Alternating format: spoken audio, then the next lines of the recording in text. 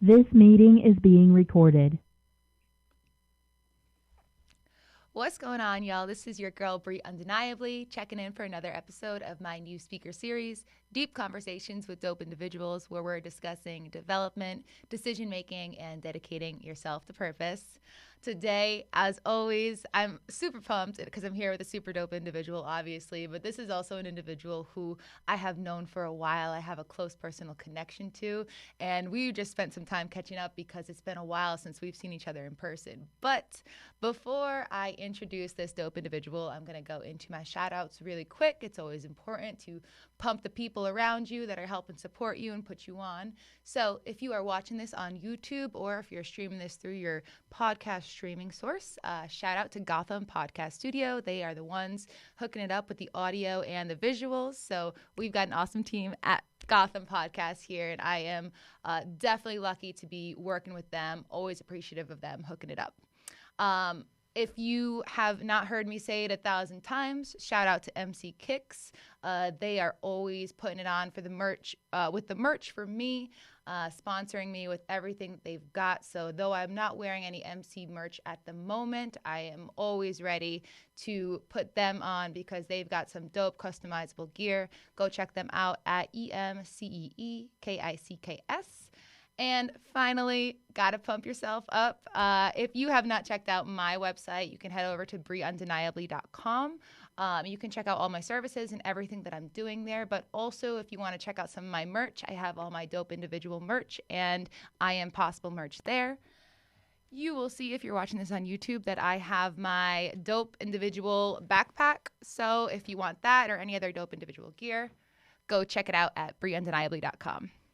All right, now that my short little infomercial is over with, we are here with my dope individual, a friend, a former, personal trainer of mine, just off the strength of being my friend. His name is Gerdy Abelard. Gerdy, how are you? It's so good to see you. Good morning. How are you, Bree? Nice to be here. I'm doing well, thank you. Pumped to have you. Let me go ahead and introduce you, give you the introduction that you deserve, and we'll kick into it.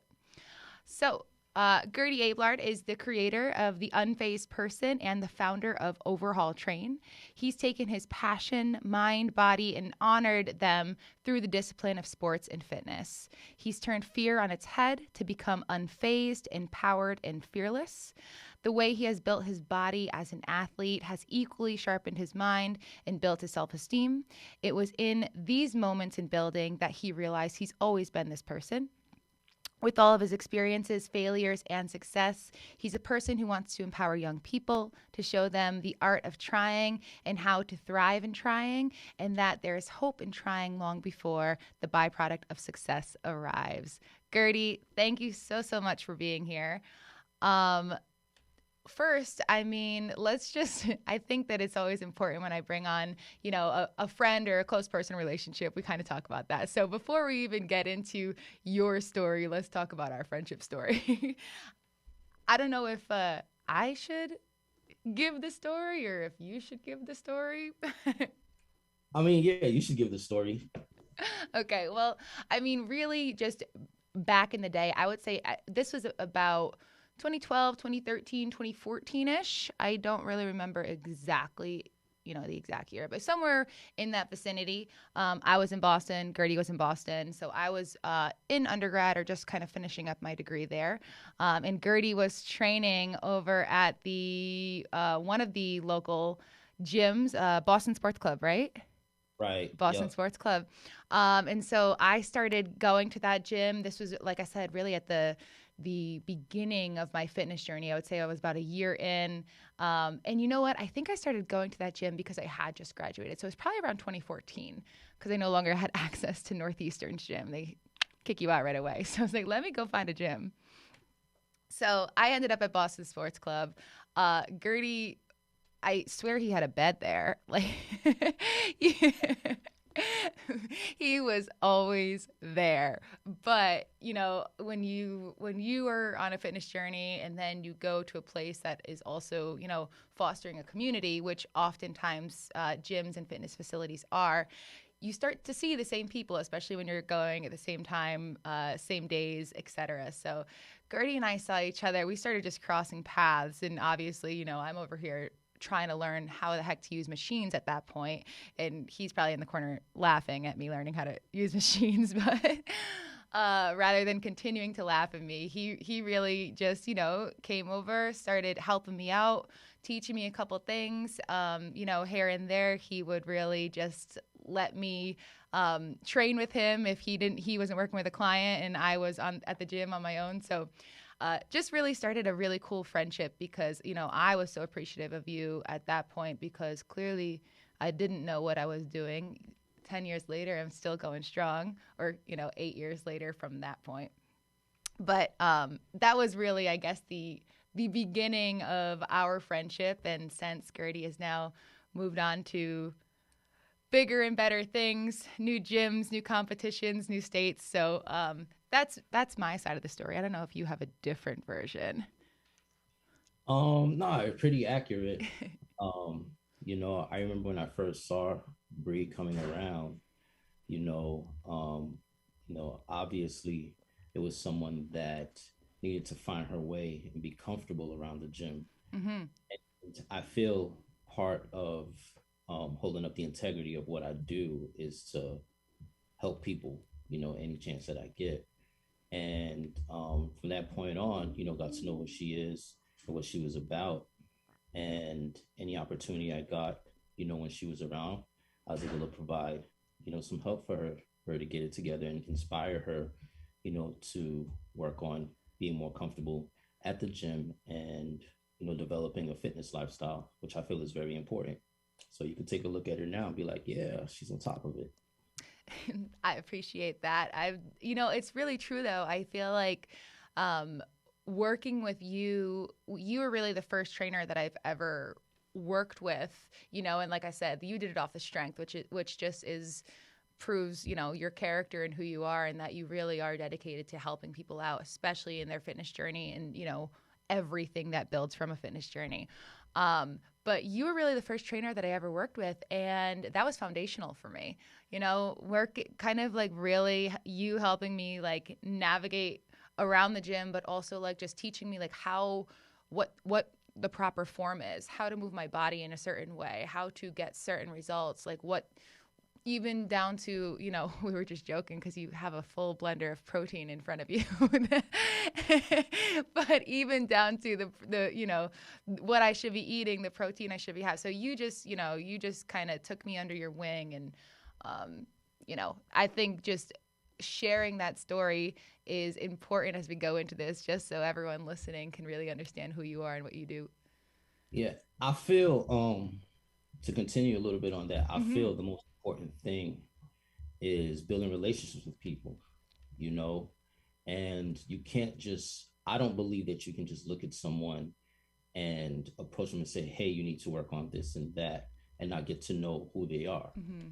And I think that's a way for me to understand, the persons that I'm dealing with in that moment, to now be able to approach them with ideas, on how to do things in terms of their fitness and their nutrition and so on, because it's a very personal thing. Yes. When you put yourself out there and you're trusting someone to navigate, to create a blueprint for you, in terms of how to take care of yourself, it goes a long way. It's something that is implemented in your lifestyle. So I take a lot of pride, in developing relationships with people in terms of training them and teaching them things, especially when it comes to their bodies. I love that, that is your approach, because it's almost like a holistic approach in a sense, like the full person. Like you're not just a trainer to train someone's body. You get to know the person, you understand exactly, what's going on in their lives, sort of what can be affected in their fitness journey. So you take like these foundational pieces of a person, and you then develop out the whole person, not just their body, which is pretty cool. Exactly. Mm-hmm. Exactly. Um, Once you understand, the person, Mm-hmm. you get a little bit of history about them, you get to understand where they are, then there's a little level of sensitivity that it takes to not communicate, you know, how the person needs to overcome these challenges. And the challenges usually with fitness is first, you know, how do I feel about myself? You know, I'm coming to the gym, I'm new Mm-hmm. coming to the gym, and I'm not sure about what I should do. So if someone like me comes along, and body language says a lot, right? Yeah. So I take my time and I observe, you know, I observe any interactions you have with people so I know how to approach you without being too aggressive or come off offensive, Mm-hmm. because it's a very sensitive topic. What most people need to understand is, you know, getting into fitness, right? Especially as a trainer, as a coach, the importance of communicating and communicating effectively starts from the beginning, starts from your approach as the person approaching the one that's looking for the help. Whether they say it or not, but how they maneuver around the gym, you know, and things they do, you can tell they may need a little help. And I think being sensitive enough to recognize that goes a long way.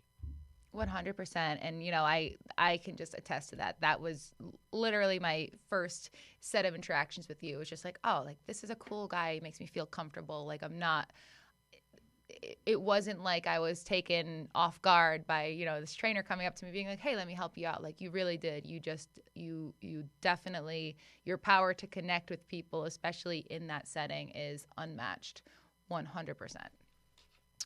But you know what I want to do is I want to talk about us specifically because there's so many stories. Let me actually take a moment because if any of my listeners have listened to the very beginning, Gerdy, I had spoke about you. I never mentioned your name, but I had mentioned a time that we were in the gym and you made me do this plank challenge. And I don't, I don't know if you remember it specifically. I will not forget it because at the time, literally couldn't do one plank. And he's like, "Oh, well, that's okay. You're going to do 10 today." And I was like, 10?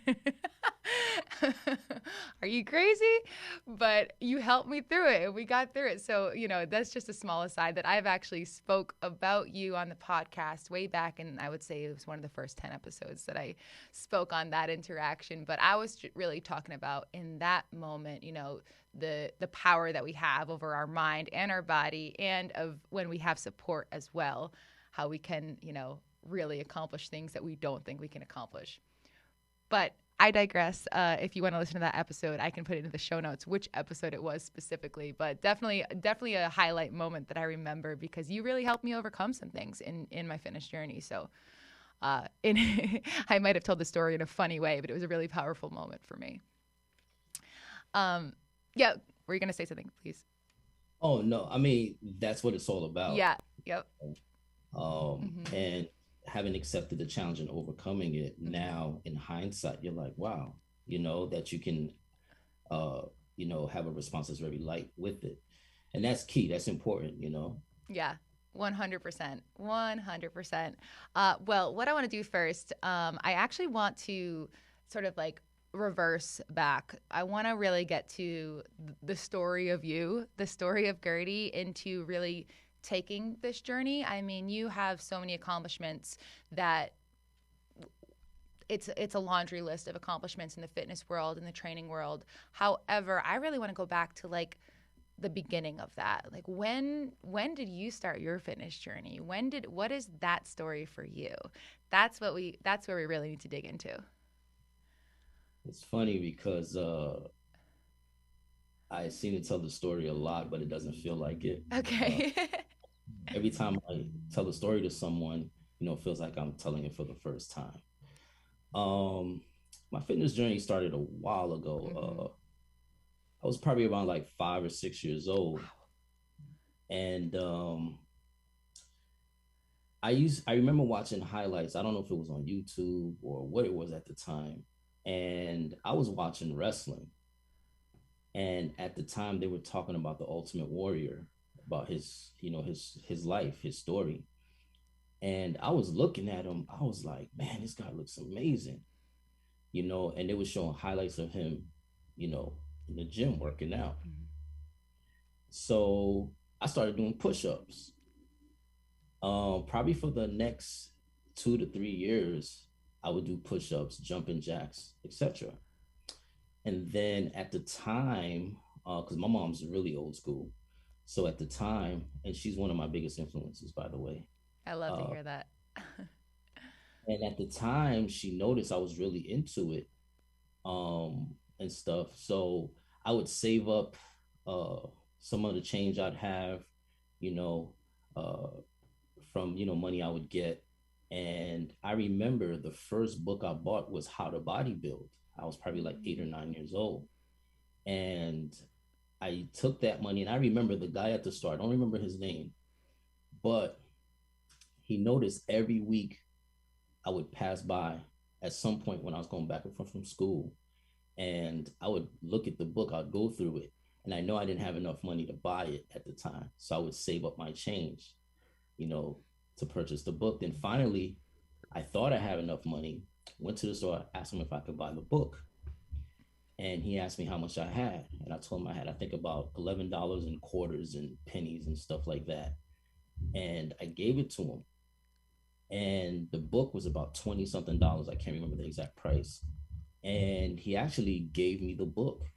He said, I'll take what you have here. You can have the book. Really? Yeah. And then from that point on, I started just reading through it, practicing some of the exercises and stuff. And I think probably about at the age of 9, on my ninth birthday, my mom bought me, I think it was the Hulkamania workout set, because it was a weight program designed for kids that was made by Hulk Hogan. Okay. And this is probably like how many years after it came out, because the commercial probably was not even on anymore. I never heard about it. And she surprised me with it, along with other toys and stuff for my birthday. And that was the one thing I stuck with all the way until I got to high school. Whoa. Yeah, I used to religiously listen to this cassette tape, and stuff, because my mom had one. So I would just put it in there and I would just do the workouts every single morning. So by the time I got to high school, I was pretty conditioned. Um, but in terms of the knowledge that I've gotten for fitness or for the human body or biology, came from reading my mom's books. Pretty much my entire life, she was on her journey of becoming a nurse. So she would have these books, and I would just open them and just start reading them. They were so fascinating to me, understanding human physiology, the brain, all kinds of stuff that was just so fascinating. And I would just read them, on my, like, just for fun. So by the time I reached high school, I was pretty proficient in human anatomy and movement science because of those combinations.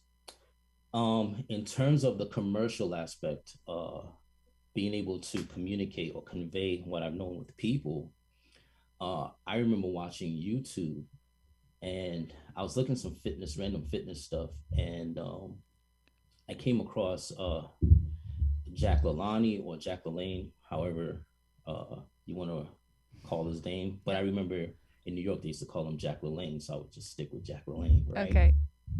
And so they would talk about how he was a godfather of fitness. So I'm watching all these old videos, and I was so fascinated by his style. He always had the jumpsuit that was like fitted well, always had his hair done, and he covered the entire package of it, and he's invented some machines like the pulley machines we use today is something that, he's invented. Whoa. So long story short, that was influential for me.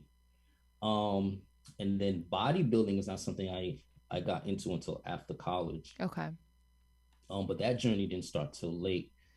But I was always impressed with Arnold Schwarzenegger. I mean, in his era, in his prime, amazing. But what really impressed me was his thought process, how he responded to things, how he approached bodybuilding, and how no matter his adversity, being first generation American, not even he was not a first generation American, sorry, but he coming over to this country at a young age, at 18 years old, had in his dream to become this successful actor and stuff, and bodybuilding actually created the opportunity for him. his personality being charismatic, all of that, captivated me. I'm like, okay, what kind of tools I can develop from watching him, and then all the combination of things that I've known, you know, and in terms of lifestyle, okay, from a business perspective, how do I present myself a way that I wouldn't have to solicit? Now, mind you, I'm probably like 13 years old and I'm thinking about this. I was gonna Right? say you're like just the way that you think about the whole picture. Like it wasn't fitness was central to it, but you really thought about everything surrounding it. Right, exactly. And I was trying to figure out a way to engage my friends, Hmm. for them to believe in my idea and stuff. So that came along in high school. Um, and it all started out with listening to Jay-Z, okay, Sean Carter. If everyone's from Brooklyn, we all know he's the hero. You Hmm. know, everyone strives to be like him. And when I started paying attention on how he moved silently, he would not say much, but just drop an album or do something that's out of your mind. That's like, oh my God, where did you come up with that? It's insane. So looking at that and how he carried himself publicly, I'm like, man, I can definitely use that. So I would take pieces, of that, and I would just start creating this idea, not knowing what it's going to be down the road. I just was going along with how I felt with that. And the first opportunity I had to express what I learned up to that point was running track in high school. You know, I wasn't aware of how much I knew until, my teammates started getting injured. Mm, okay. And, somebody would get injured and innately it would be like, oh, just wrap your ankle with this and use ice and this, do this exercise, try this. And a couple of years later, my coach noticed that, I had this influence on my teammates in a positive way, in encouraging them, to perform better, in showing them how to take care of themselves. So he made it a point, to implement uh, what I've known into what we're doing, you know. And it's funny till this day, one of my best friends I've known since the sixth grade, he'll bring it up sometimes and be like, "Yo, I remember you used to do all of this. Now I see that you're doing it. Oh my gosh, it's crazy," you know. And that's where it started for me. It Wow. hasn't stopped since. Wow. So I just, I think it's so not maybe unique is not the word, but I just think it's so incredible that you have started this journey from so long ago. Like for you, I was gonna say unique because that's not for everyone. Some people really don't understand or even know that they're starting a journey till college, after going through, one job, X, Y, and Z. But for you, I mean, this is back almost as far as you can remember, like fitness from that very first book and then the cassette tape that your mom got all the way through high school. Like this was something that actually was pretty consuming for you at a very young age. Correct. Um, and this is one of the reasons why I feel it's very important to have these type of conversations, with younger kids discovering themselves early, discovering Mm-hmm. what their passions are early, and not to negate it in any way, but to be supportive as much as a parent can, a community leader, a coach, you know, to help them cultivate that idea and to let them know it's okay to try, you Right. know. For me, I failed so many times early, but I never took the failing personally. Mm-hmm. Growing up in the environment that, I did, where a lot of us do, coming from where I come from, a lot of negative influences, not a lot of positivity, and not a lot of community support. Mm-hmm. Um, I might have been lucky for me to think the way I think, but also I have to attribute, most of my success to my mother because she was very strict. So a little bit of history about my mother, you know, I'm first generation American. My mom's Haitian. Okay. She come from a very structured and strict culture, especially when it comes to their kids. Mm-hmm. So, being born in Brooklyn, in her mind, she's like, wait, I'm a single mother. I got to raise this boy in New York City. Oh, man. So I really got to, you know, keep a tight lid on him. Mm-hmm. And as strict as she was, her leeway for me was reading books, Yep. doing homework, barely watching TV. Yeah. And I get out of line, she was quick to reprimand me and make me realize the importance of me, having discipline at a young age. There are ups and downs for sure, but how I turned out today was because of what she has established in my life, that level of discipline. And most importantly, education, not only in school, but just showing interest in different things, science. I remember randomly, I just pick up rocks and try to figure out why they were made. What's the purpose of them? And I Yeah. would go to her and she would laugh at me, be like, boy, you're crazy, you know, but she never discouraged it. Mm. Fitness at that time, especially in our community, was never big because you're talking about basketball was really big. If you were a rapper or if you trying to do other things outside of the norm, it was hard to be accepted in our community. So getting into fitness and being really active in sport, a sport that wasn't basketball, it was really tough to get the type of support that was necessary throughout the years of coming up.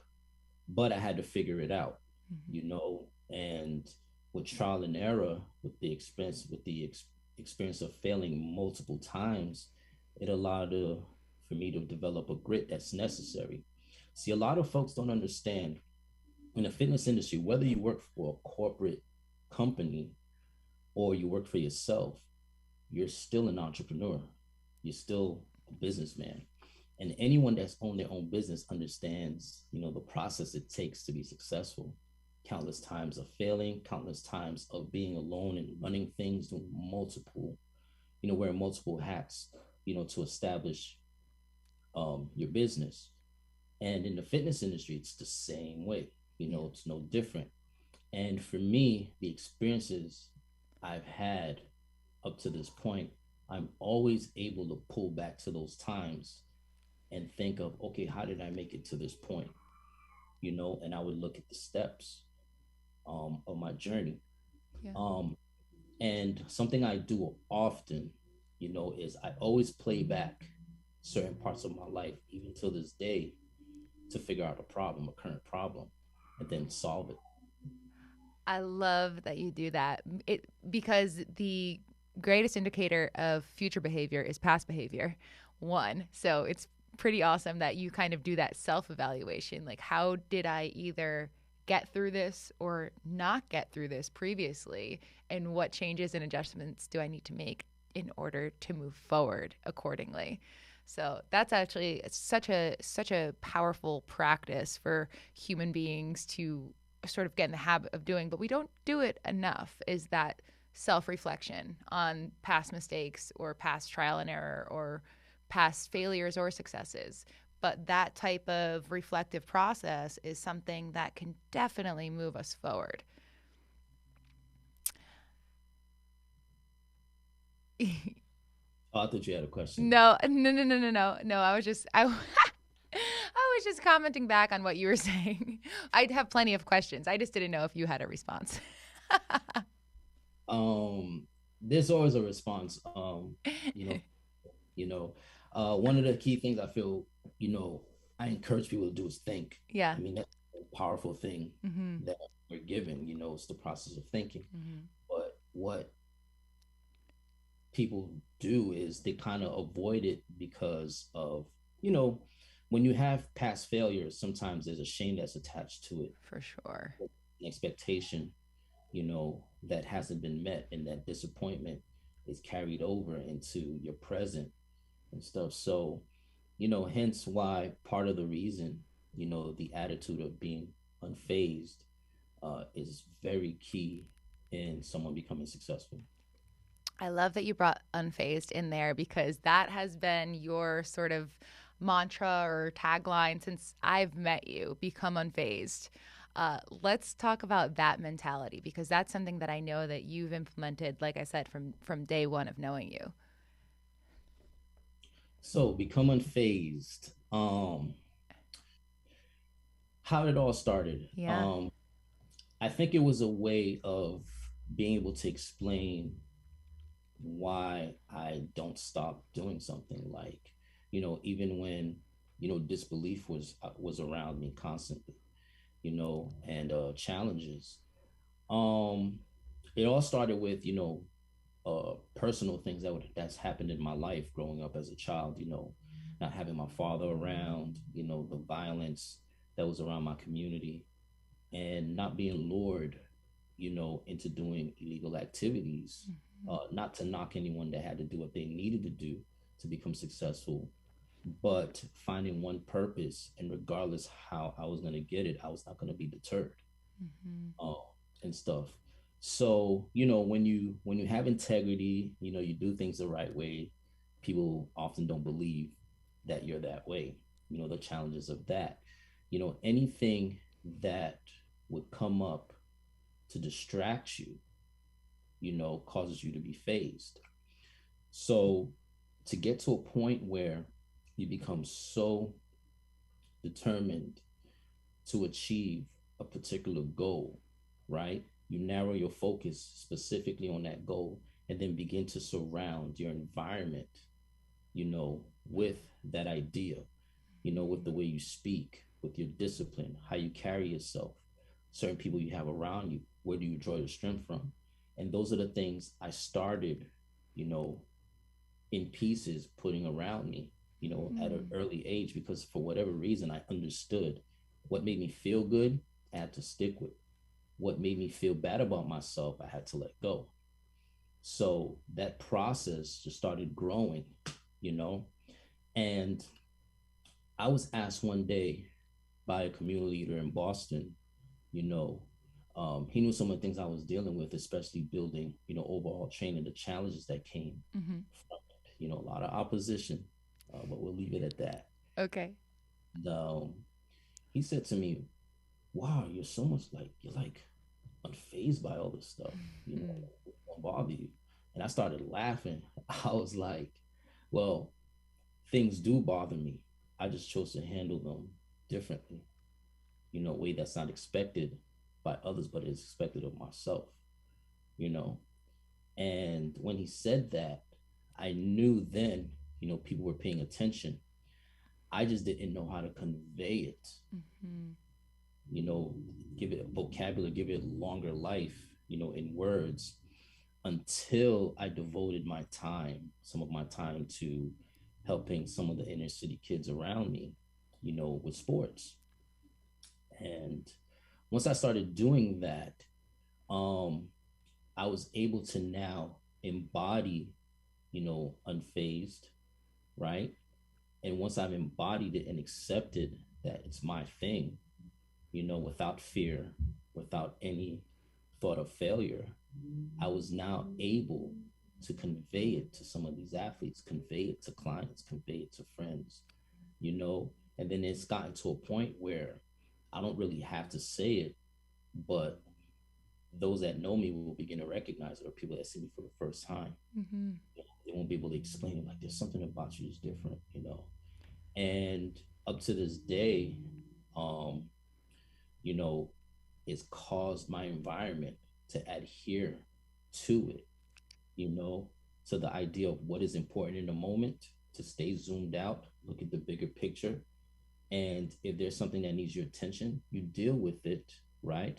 Without being rattled, without being Mm-hmm. disturbed, without being emotionally unstable and totally locked in, you know, getting things done that is necessary. And one of the things that I've learned recently is part of it is learning to let go of certain people. You know, there are people in your lives that also can be a hindrance, that can cause you to be phased.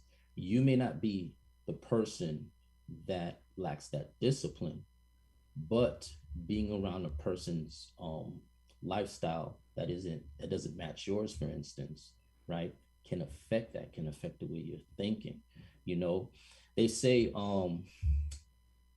one bad apple ruins the bunch. That is a very powerful thing, and being Yes. unfazed is being strong enough to pull yourself from relationships that can cause that instability. And once that instability is there, you're very uncertain about making decisions. You become unintentional about your purpose, about what you set out Mm. to do. And part of being unfazed is actually being intentional, with your actions, with pursuing an idea, with putting a plan in place, doing what's necessary. If you don't have a car, there's Uber. you know, Yes. uh, in New York, it's the metro. You just hop on it, you get where you need to go. One of the key things I would like to attribute credit to, being from New York City, a hardcore New Yorker, even having lived in Boston and stuff, is being task oriented. And what's amazing about that is, it's something that's ingrained in people that are from the city, to be able to lock in and fulfill that purpose, regardless what it takes. Yes. And that influenced me so much. And it was probably about a month ago, it dawned on me that, oh, shoot, I'm still a New Yorker at heart. I can't, you know? You know, I don't know that I thought I'd see the day that that you said you were a New Yorker. I know you've always been from New York, but I remember when we were in Boston, we would talk about how you grew up and you were happy to have left New York at that time. So, you're a New Yorker at heart. Yeah, I mean, like anyone that becomes educated, whether it's through the school system or through life experiences or just Mhm. reading a book, once they've evolved and they see better, right? It's not that you hate or despise where you're from, Mhm. you just separate, the good from the bad, That's a great you way know. to put it. Yeah.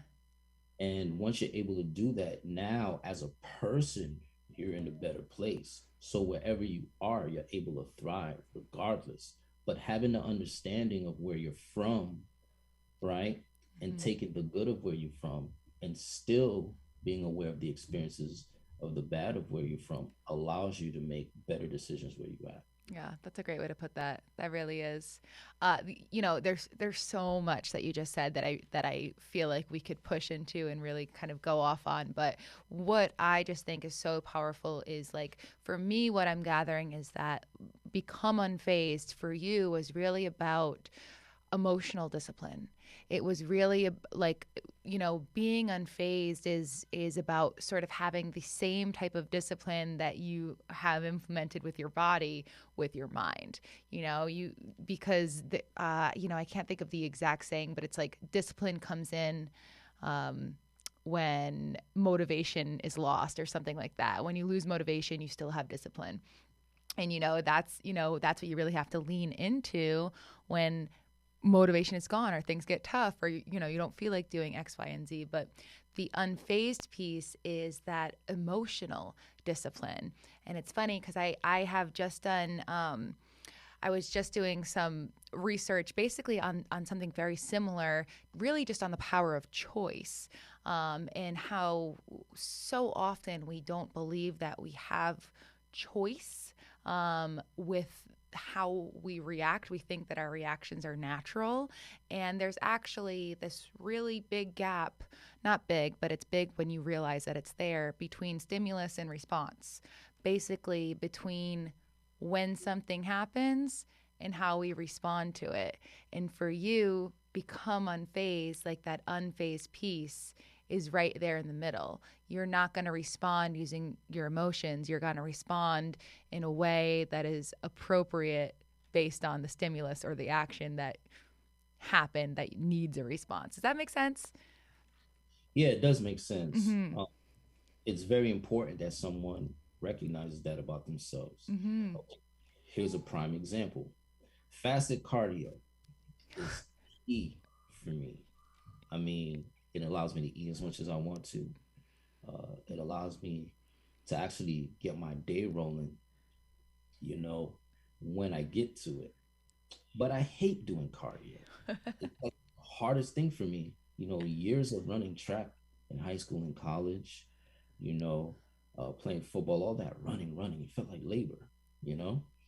And as an adult, I'm like, man, I don't need to do this. But then, you get into fitness competitions and you become a fitness pro, then you're dealing with the responsibilities that come with it by taking care of your body. And cardio is one of the top things on the list that must be done. And because it's such a challenge for me, right? I don't really like doing it until I'm in prep. Um, I've decided at this point, you know what? Let me get a bike right inside of my bedroom. That way, I can roll out of bed and just get to it. So smart. And that's where you've overcome motivation, That's because right. motivation relies so much on how you feel and Yes. and not saying, disregard how you feel, but feelings have to be trained, right? Mm-hmm. And feelings are supposed to be responsive to express, supposed to be a stimulus to express behavior, to express thought, Mm-hmm. you know, not be the thought, not be the behavior. Yes. So, so every morning, regardless of how I feel, I get up, get on that bike, and I just go. you You know, you don't even have a place to step other than onto that bike, basically. I don't make no room for error, like no room for options. I You think know, that's what's like just so amazing about you though, is that for sure you're one of the people, in my network, in my world, that you might have the most discipline I have ever seen in a human being. Like, just as far as how regimented you are, with that lifestyle specifically. I mean, I know that you are a pro, so you do have certain responsibilities that come with it. But man, I think that, sort of going back to what you said, I remember when we were training way back in the day, there was that thing about you that you weren't saying it. You weren't like, hey, I'm an unfazed human being, but you were just living it. You were doing exactly what you needed to do to meet the goals that you needed to meet without room for error. And so that's definitely something that I admire in you, because you really do live what you embody through and through. and there are a lot of components that attribute to being that way. Mm-hmm. And failing is one of them. Yeah. Individuals, once you accept the fact that, okay, I failed, and there's a possibility that I'll fail, you become comfortable with it. Mm-hmm. So now that's out of the way. Okay, what is it that I want to do next? So now you begin to order your steps, daily, every morning. What is it that you do, right? That can attribute to you having a successful day, Yeah. that allows you to accomplish certain goals, right? So that was the biggest challenge for me, because I'm like, why is this thing defeating me? I can't, no, I can't let it defeat me.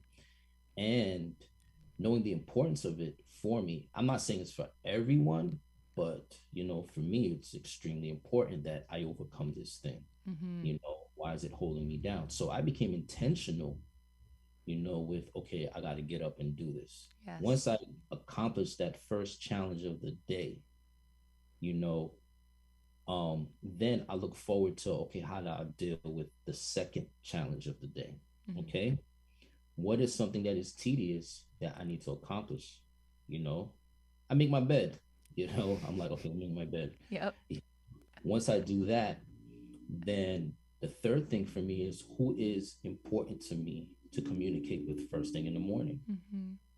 And reason why I have those three things in order, in that particular order, is because those have been the three biggest challenges for me throughout my entire life.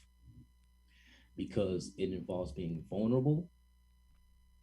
It shows that um, I'm bound to fail if I don't accomplish them. Okay. And it's a form of communication in many ways. It allows me to communicate, it allows me to have an opportunity to have something to communicate about. And it's something that people can relate to in our conversations. And in these conversations, that's how you build relationships. Mm-hmm. People are looking for someone they can relate to. Okay. Okay, I look strong for my height. I'm pretty decent, and I walk with confidence, and stuff. And when I turn around and say hi to a little kid or to a person that didn't expect it, you see them light up and you're like, oh, why? And then you begin to engage with them. And then in sharing your experiences with them, it uplifts them. And now they're able to reciprocate the same energy back to you. Right. So now they find a common ground where, oh, that was a challenge for you. This was a challenge for me. You know, Here it is. The secret to, real quick, right? Yeah. To building a network is actually building great relationships. And how do you build great relationships? Is being honest. And how is being honest? Honesty comes from vulnerability, Mm-hmm. So one of the things I've learned really early is to not cry about something or whine about it, but it's to say, hey, I'm having trouble getting my cardio done in the morning, but this is what I'm doing to overcome that Right. until it's no longer a challenge. And something as simple as that inspires a lot of people, you know. And not everyone's going to be a multimillionaire, not everyone's going to be a celebrity, you know. And most people can't relate with them on a personal level because they don't see how they possibly failed, you know, Mm. and or how they can fail. But someone that is successful in their own right, that is the person they can reach and have communications with, you know, it builds that person up. I Yes. make it a point to have someone when they're done speaking with me to feel better about themselves, and it takes you being vulnerable to do that. It takes a person being honest with themselves to do that. And I feel that's an important thing with what I'm doing. I love that you were able to, just in that brief moment there, you're connecting personal power to um, power of relationships. And I think that it is so interconnected. Like you have to be able to put yourself out there, which is a skill and which is hard to do. But if you can lean into that vulnerability, then you can develop the powerful relationships that, build that network, but also, expand who you are. You said one bad apple spoils the bunch, but if you are doing the work in yourself to make sure that you are also fostering those relationships around you that build you up rather than break you down, then that is a recipe for success if I've ever heard one. Exactly. Mm-hmm. Well, Gerdy, we have about 10 minutes left, so there's a couple of things that I want to do in the last few minutes that we have. So, first and foremost, I really want to talk about. I know you've mentioned it a couple times. Everyone knows listening here. I kind of save the purpose piece to the end, but I just really want to know, purpose for you. What does purpose mean? Sort of how you're living that out. I know you've built out at this point an incredible training program, Overhaul Train. So if you want to talk about that and sort of your quest in purpose, then I would love to hear about all of that in the last couple minutes. Um, so it's hard to identify your purpose, Mm. especially if you're in the middle of it. Yes. Sometimes it takes sitting back or even losing it for a while to now think back on what it is. Yeah. One of the things that I found that was important was building others. And, we're doing it in so many ways. There's so many self-help books and all of that that's out there, right? Mm-hmm. Um, but how many people actually really live it, without having any compensation given back in terms of monetary compensation? Right. And one of the things I found that was greatly personal to me was training these young boys back in Boston. Like, mind you, I've never played basketball. I've played pickup, it's pretty decent. I can dunk a ball here and there, And but I started training these group of kids, young men, you know. They would come, and I'm sure you remember some of them I because they used to do. come. Actually, Okay. there's one of them. He was so young at this point, and now he's in college, and we still follow each other on Instagram. Oh, you probably talking about Charles Coleman. Coleman, yes. He The, was a child. He must have been like sixth grade at that point, but he was always like 6 feet. And now yeah, he's 7 feet. he's 7 feet now. I love that kid. Shout You know, out. yeah, to him, Jalen, Yes. Nick, Anthony. Those are my boys. And a couple more, and the new and some of the ones I've met later on as well. Um, but when I saw these kids, right, Mm-hmm. I recognized that they were missing what I had. Mm-hmm. And in order to now convey that message to them and then begin to teach them that, I had to learn their sport, and that's where the vulnerability piece comes in. Hey, you guys, I don't play Yes. ball, but I do understand human biomechanics. I know what that means. I know what movement does. So as I study you guys, I'm gonna study some more. But what I saw that was important to them was the relationship I built with them. Mind you, these kids were like 11, 12 years old. Mm-hmm. Now they're 20 years old, and they're doing extremely well. I'm doing really well in college. Some of them potentially to be pro athletes Mm-hmm. and stuff. But I saw I was able to give them what I didn't have growing up. And once I saw that, I was like, okay, now how am I going to keep that up? Because it's new to me. I've never experienced someone, that looks like me, but is mature, right? And that cared enough to give me time, Mm-hmm. you know? Yes. So I did it.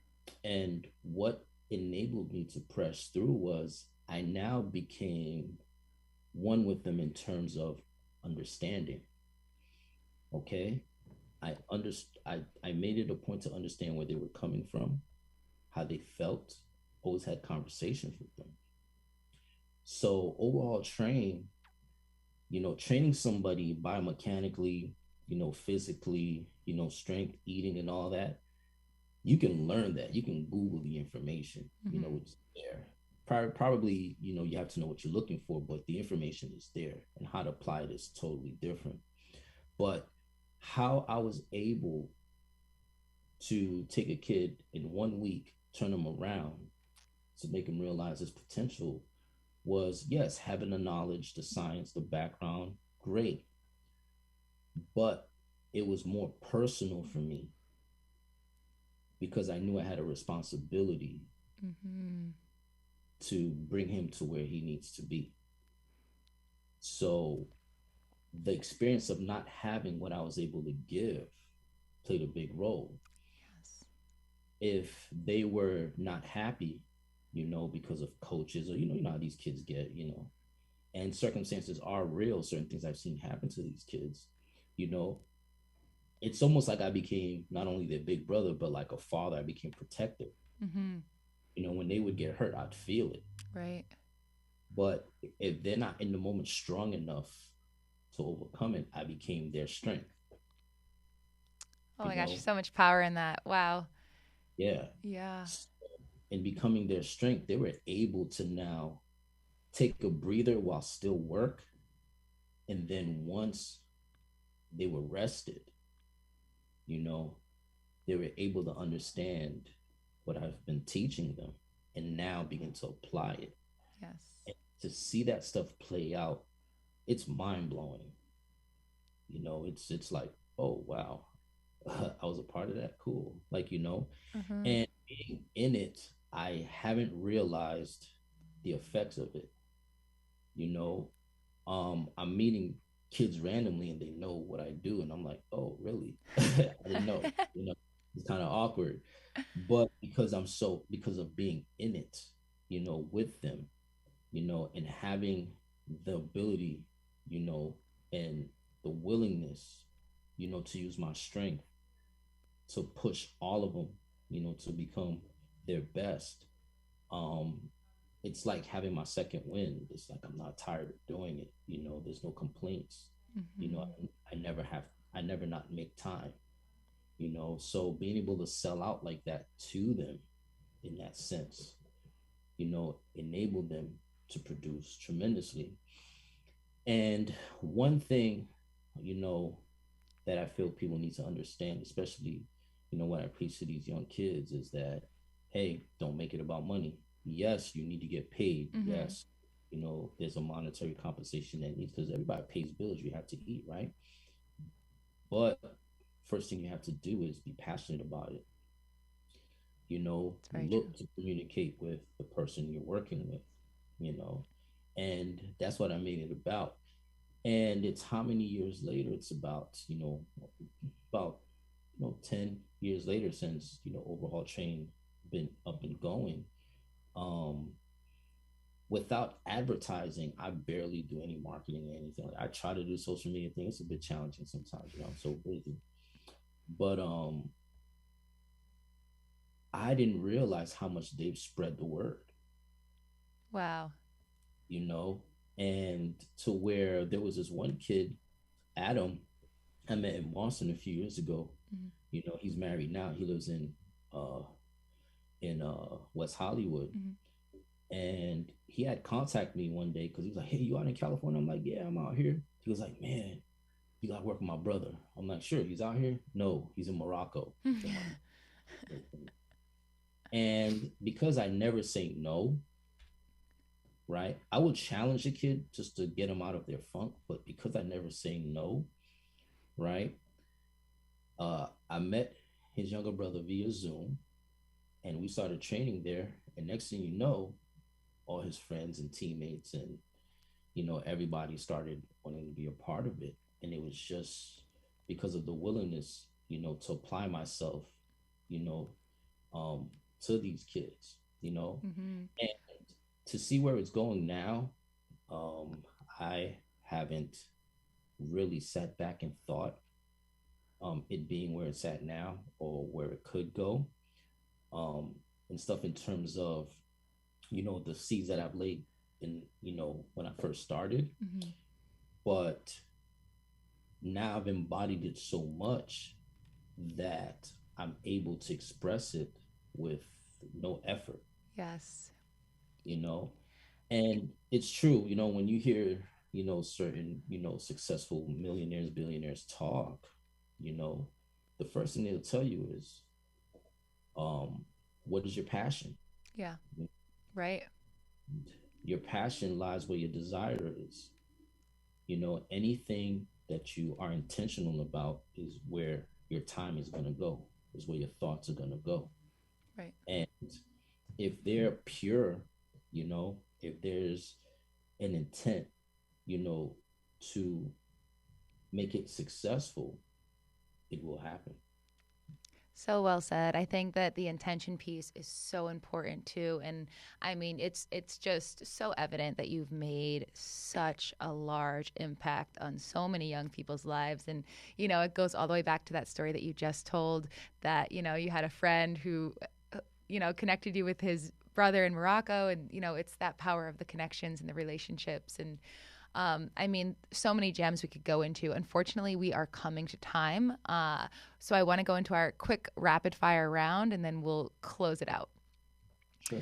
All right. So so I like to talk about development, decision making, dedication to purpose. Those are the three things we mentioned at the beginning of the episode. That's what this rapid fire is about. Super quick and fun.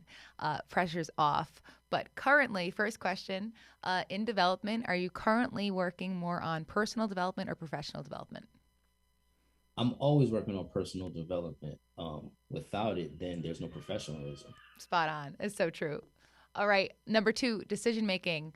Do you make more of your decisions based on choice or guiding voice? Choice means you're a numbers person, you look to the facts. Guiding voice means that you follow spirituality, intuition, or something of the sort. My intuition. Yeah, that guiding voice piece, Yeah, for sure. very important. Can't deny it. And then the numbers and stuff, I feel that's necessary to have to gauge where you are and Mm-hmm. then be able to communicate with the person you probably want to partner up in a project or something. That's true. That's very true. All right, last question is dedication to purpose.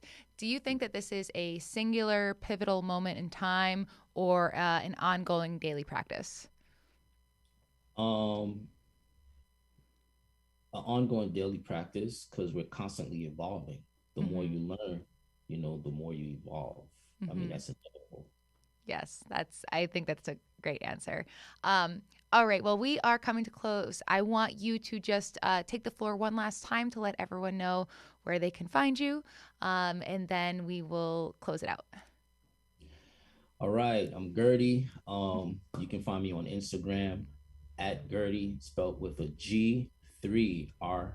You can check out my Instagram page as well, Overhaul Train, OVERT, OVERHAULTRAIN,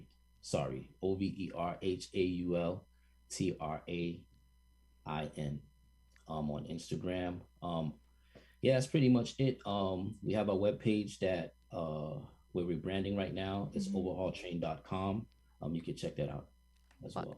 Wonderful. Gerdy, it has been so awesome catching up with you. I'm so excited for everyone to listen to this episode. I know it's packed with value. And I just want to thank you again for hopping on. It's been awesome to catch up, and I look forward to chatting with you again soon. Likewise, and thank you for having me. Absolutely. All right, everyone, as I end all of my episodes, until next time, let this be the moment.